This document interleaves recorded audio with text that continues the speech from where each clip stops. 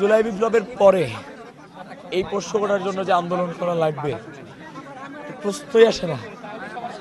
যারা শিক্ষার্থীদের 100% গ্রহণযোগ্যতা নিয়ে এসেছিল তাদের বিরুদ্ধে আমাদের যাওয়া লেগেছে, তারা আমাদের গলা চেপে ধরেছে, আমাদের দিকে ঢিল ছুঁড়েছে, শাবল দিয়ে মারতে এসেছে, আমাদেরকে হত্যার হুমকি পর্যন্ত দিয়েছে। এমনকি প্রভিসি একাডেমি আমাদের দিকে এগ্রেসিভ হয়ে আমাদের সাথে তালা ভাঙা শাবল নিয়ে আমাদের দিকে তেড়ে এসেছে। তাদের সাথে 7-8 বার বসা হয়েছে।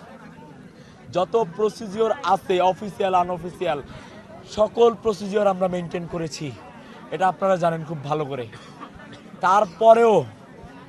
তারপরেও বিশ্ববিদ্যালয় প্রশাসনকে শেষ একটা সুযোগ দিচ্ছে বিশ্ববিদ্যালয়ের 2 জন শিক্ষার্থীর প্রতিনিধি পাঠিয়ে। বিশ্ববিদ্যালয়ের 2 জন শিক্ষার্থী প্রতিনিধি তারা আমাদের কাছে ওয়াদা করেছে যে লাশ হয়ে ফিরলেও প্রশ্নটা বাতিলের সিদ্ধান্ত না নিয়ে তারা আসবে না।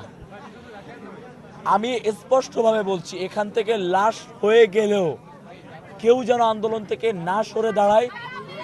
প্রশ্নটার মতো একটা অযৌক্তিক কোটাকে, একটা পরিবারতন্ত্রকে তারা কিন্তু বৈধতা করার একটা রীতিমতো যুদ্ধ সৃষ্টি করেছে 36,000 শিক্ষার্থীদের বিপরীতে। তাই আমরা 2 জন প্রতিনিধি শেষবারের মতো পাঠাচ্ছি। একটা দাবি নিয়েই প্রশ্নটা বাতিল করতে হবে এবং আবেদন ফি কমাতে হবে। তাদেরকে বিভিন্ন সময় আমরা আলটিমেটাম দিছি এবং সেই আলটিমেটামের কোনো প্রত্যুত্তরও তারা দেয় নাই শেষ পর্যন্ত। এখন লাস্টলি আপনারা দেখছেন যে আমরা তাদেরকে 20 মিনিটের আলটিমেটাম দিই যে সিদ্ধান্ত যদি না নেয় তাহলে আমরা আরও কঠোর আন্দোলনে যাব। সেইটার পরিপ্রেক্ষিতে এখন তারা আমাদের 2 জন প্রতিনিধি ডেকেছেন, আমরা সেইটার প্রতি শ্রদ্ধা রেখে আমরা যাচ্ছি। তবে সেই প্রতিনিধিরা ডেফিনেটলি কোনো ধরনের কোনো নেগোসিয়েশন করার জন্য যাচ্ছে না।